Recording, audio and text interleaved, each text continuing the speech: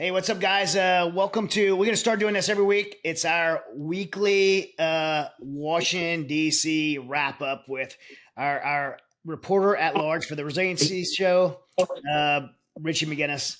And so, Richie, if you guys hadn't met him yet, he's been a longtime friend. He used to be one of the leads at the Daily Caller. Began interviewing me there in the work and doing Mighty Oaks. We became friends, and we needed someone in Washington D.C. and someone I trusted, and just an amazing dude, and very connected there. And I couldn't think of a better person to do it, to lead the Resilience show in Washington D.C. in the White House press briefings.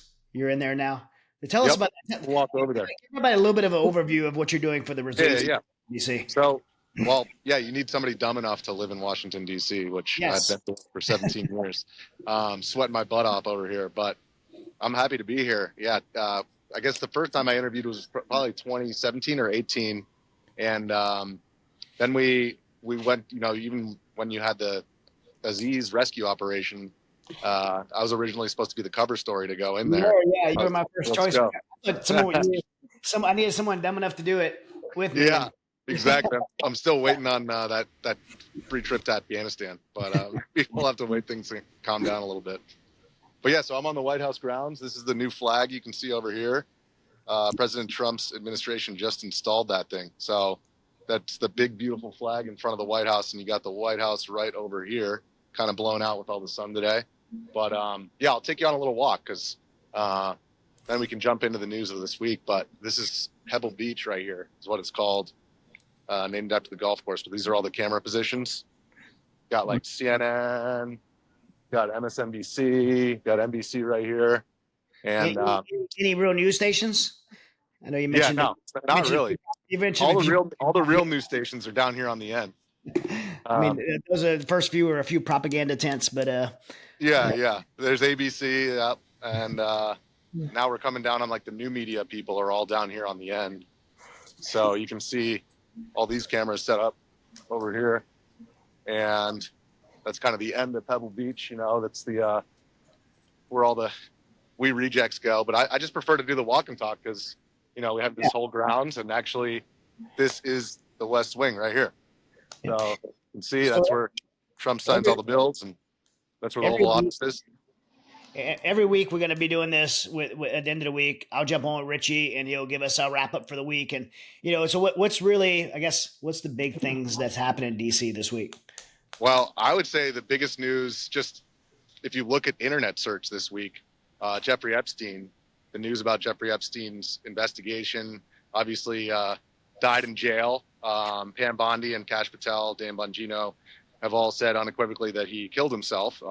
And as everybody knows, there's that popular phrase, meme, Epstein didn't kill himself. So a lot of Trump supporters, in addition to, everybody who's mad at everything that Trump does, we're kind of disappointed with the news that came out. It was a DOJ briefing that was kind of weird. It didn't have a date on it, but it did have the DOJ letterhead, and they announced that they reviewed tens of thousands of hours of video, gigabytes of data, terabytes of data, and that while they did find that Jeffrey Epstein abused over like 1,000 victims, and they found video evidence of everything from sexual crimes to crimes with minors, really bad stuff that probably even shouldn't even be talking about on YouTube.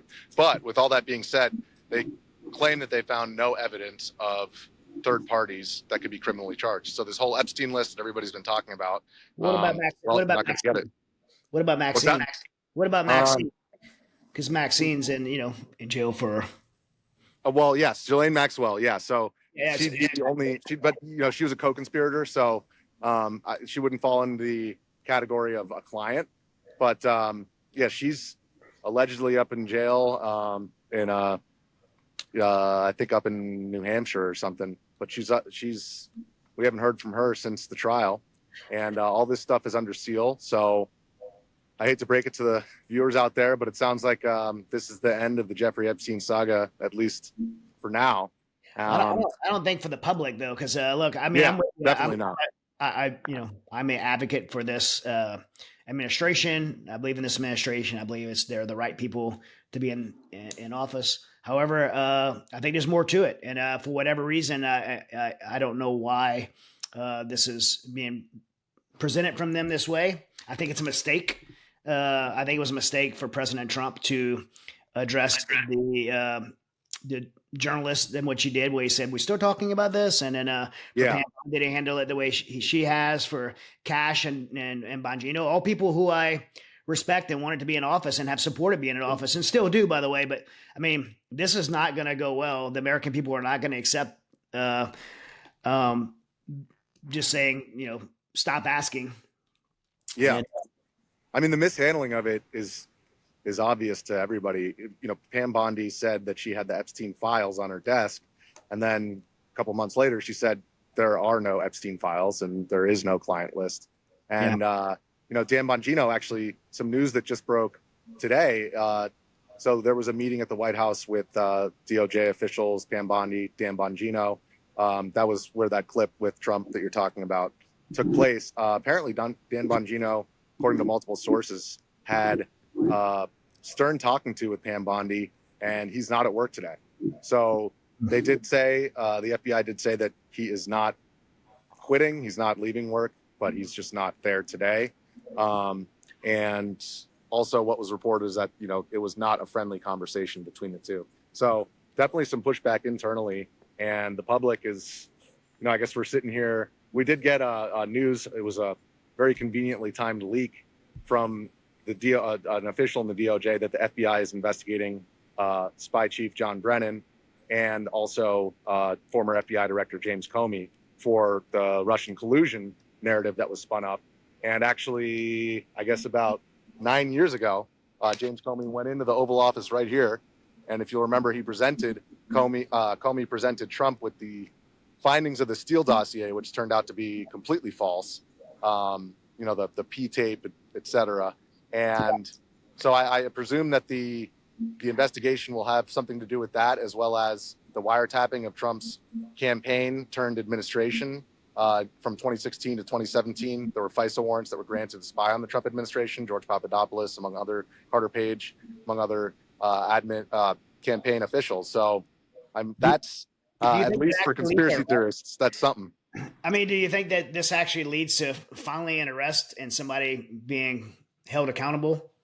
I would hope so, given, the Epstein thing, there's obviously a lot of conjecture surrounding that case, but with respect to the Russian collusion stuff, they have to have records of these FISA warrants that were granted. And the question there is, what was the evidence that was used to get the warrant in the FISA court? So a judge signed off on that. And what turned out to be, the Mueller investigation, the results of that really didn't present any smoking gun evidence that would allow for a FISA warrant to be granted on a rival campaign. So I think that this is probably more of a slam dunk, and probably why we're hearing about it right now, because, they say, okay, well, no Epstein files, but at least you guys are going to get something out of this. So we'll obviously keep our eye on that as we move forward. I'm talking to folks at the DOJ and trying to get more on specifically what's going on with that investigation. But the mere fact that, it's taking place, I think, is a step in the right direction. But sorry to you folks at home. I still think Epstein probably didn't kill himself, and actually played against Kash Patel in men's league hockey like 3 weeks ago. That was my question. You play in a men's league with Kash Patel. Yeah. So you can't get anything official. Can you pull him aside on the hockey rink and well, while we were playing, I did say Epstein didn't kill himself, and he was just playing hockey, so he didn't respond to my comment. But next time, maybe when we're shaking hands after the game, I think we're playing him in like 2 or 3 weeks. I'll just ask him, like, where are the files, dude? I'll keep you guys posted. Yeah, we want to know. I guess last thing with this, with Comey and Brennan, what crimes, if we do see an arrest, what crimes do you think that would have been actually committed? What do you think they would actually be charged with? Well, that's a good question. I think that if you, I'm not sure exactly what the criminal charge would be as far as the miscarriage of justice that took place when that FISA warrant was sought after and then granted. But clearly there's some malfeasance, because whether it's, evidence tampering or whether it's, bringing false charges, that we'll have to wait and see. But clearly, Carter Page and George Papadopoulos, it was claimed that they were conspiring with all these Russian oligarchs, and all that turned out to be false. So I don't understand how that would hold up under the scrutiny of a FISA warrant. I mean, it's very concerning that American citizens who are working for a presidential candidate could be surveilled in that way, based upon the evidence that the public has right now. So I guess we'll have to wait and see, what kind of jail time we're talking about, what kind of criminal charges. Obviously, perjury is also on the table, because there were a lot of hearings that went down where, they swore under oath that they would tell the truth, the whole truth, and nothing but the truth. And as somebody who's been on trial, in a trial myself, when you're up there on the stand, it's perjury if you lie. So that could be a criminal charge as well. Yeah, definitely crimes were committed. Well, man, hey, thanks so much, Richie, for all you do for guys. If you're not tuned in, Richie's been putting out a lot of content for the Resilient Show. Where could our followers find, like, Resilient Times? Resilient Times. Substack.com/Resilient Times. We're doing multiple newsletters a week, keeping you guys updated on what Chad's doing, but also what's happening out of DC. And we'll also be doing more interviews out of Washington, both here at the White House. And we're trying to get Chad. I'm going to take you guys in just for a peek right here into the briefing room, because we're trying to get Chad in this seat right over here, this new media seat here. Here we go. I'm making my way to DC. I'm finally getting a hold of my schedule. Just finished filming shadow figures, and there we go. Yeah, you're a busy man. I implore the audience to spam Chad's replies and get him to swampy DC in the middle of the summer. But and we got some exciting stuff coming out. I'm actually talking to Quantico about going down there, and when I was at the Daily Caller, we had a series called Reporter vs. Marine, and I don't know how we didn't come up with a name previously, but Journalist vs. Jarhead is a much better name. Much better. And so if you guys want to see what happens when a almost 36-year-old, I guess I play hockey. I'm in not very good running shape, but we'll be doing the combat fitness test, martial arts. Then maybe we'll get into something more lethal down the road once we can get Chad involved. But Journalist vs. Jarhead is coming soon. So stay tuned. Resilient Times, Resilient Show. Thanks for having me on, Chad. Oh, man, thanks for your report from the White House. That's pretty cool. Yes, sir. Appreciate you, brother. All right. Stay tuned. Stay tuned, guys. Have a good weekend.